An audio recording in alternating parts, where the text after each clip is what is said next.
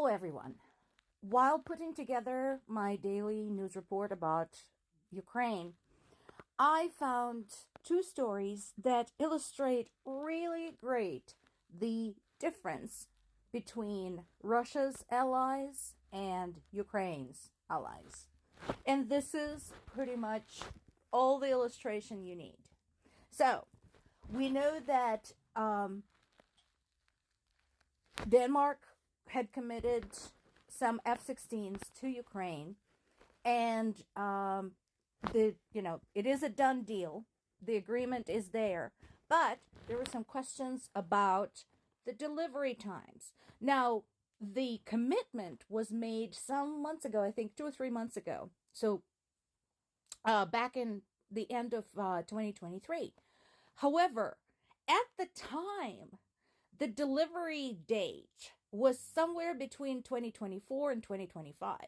Now, in the face of Ukraine running out of pretty much everything and desperately asking for help, they said, okay, we're going to get them to you in the summer of 2024. There's some technical difficulties. Understandable, but, this is what's happening. So, the best Ukrainians can hope for is the 900 drones from Canada in March, hopefully, and then some F-16s in the summer, right? By comparison, this is Russia's allies. And again, I want to make it very clear. I understand these people are evil, but boy howdy, do they band together when they need to. Again, I pointed out several times, I am quite certain that Iran's government did not sit for several months thinking about whether it was advantageous to them or not. When Russia told them to send them Shahed drones, guess what they did? They sent them Shahed drones. Here's North Korea. Russia asked them for artillery munitions. They sent it to them. Russia asked them for ballistic missiles. They sent it to them.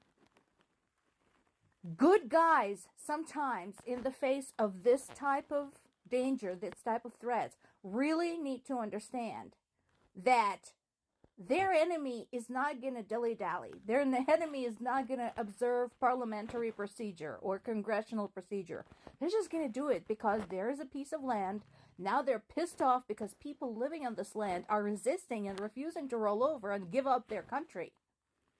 They're not going to delay.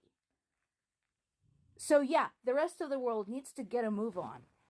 So far, the move on comes in the shape of more sanctions, which worked so well the first, 100 times. And the outcry over the death of Alexei Navalny. I find this paradoxical. I mean, yeah, sanctions are fine and good. And yes, it's true that Russian economy is affected. They're having food shortages. There are very basic food products disappearing from shelves. But again, you are not taking into the account the cultural aspect of it all. If you watch, like I do, the interviews with Russian people in the streets, they're basically saying, we don't care. We're going to eat shit if we have to for Putin. NATO is trying to invade us. Ukraine is a bunch of Nazis, and we don't care. So, again, sanctions will only get you so far. These people only understand brute force. But what I find paradoxical about the Navalny outcry is that, as I posted in one of the earlier videos, Navalny had never had a very good relationship with Ukraine. Ukrainian people didn't trust him, and there are multiple sources demonstrating in great detail why they didn't trust him. So suddenly the world is galvanized by the death of a Russian homophobic nationalist. So how does that work? This is what I find astonishing. In Ukraine, thousands of people are dead. Civilians, children, women, pregnant women, babies. Entire cities, towns, villages wiped off the face of the earth. And that wasn't enough. But what is causing this huge wave of righteous anger is the death of one Russian nationalist. Interesting. I personally don't care how the world gets motivated to help Ukraine better. If this is what it takes, fine.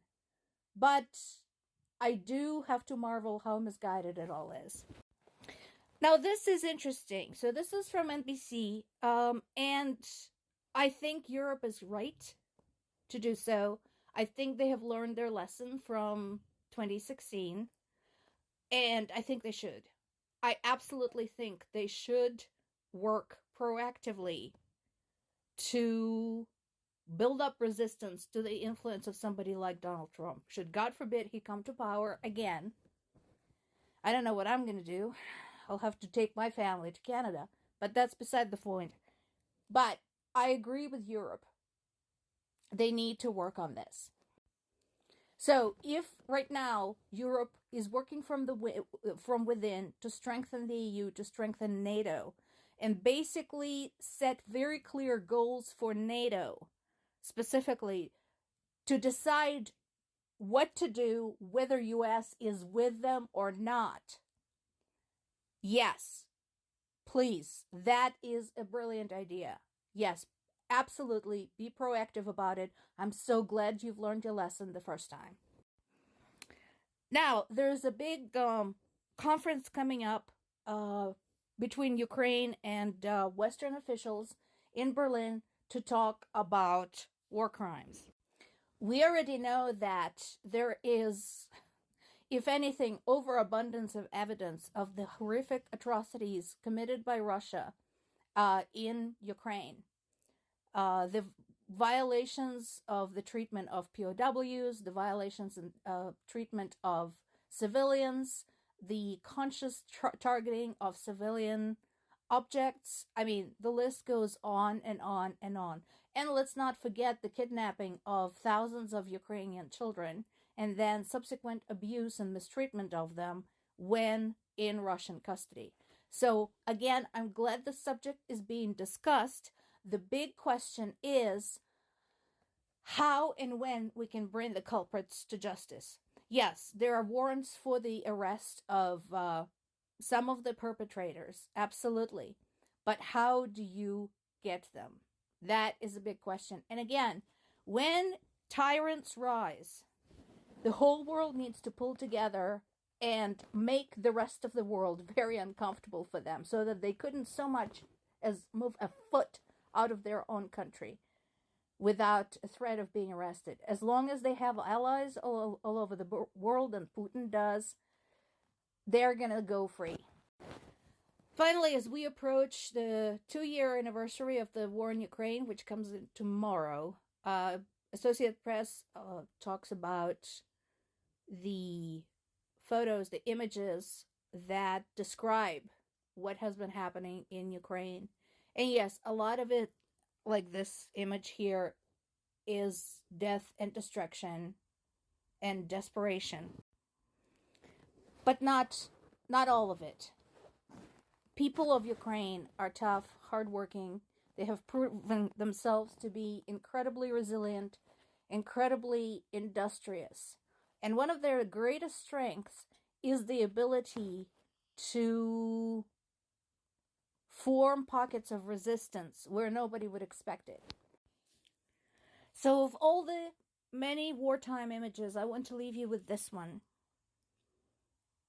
Kids and their teacher reading a children's book somewhere in the bomb shelter. This is Ukraine.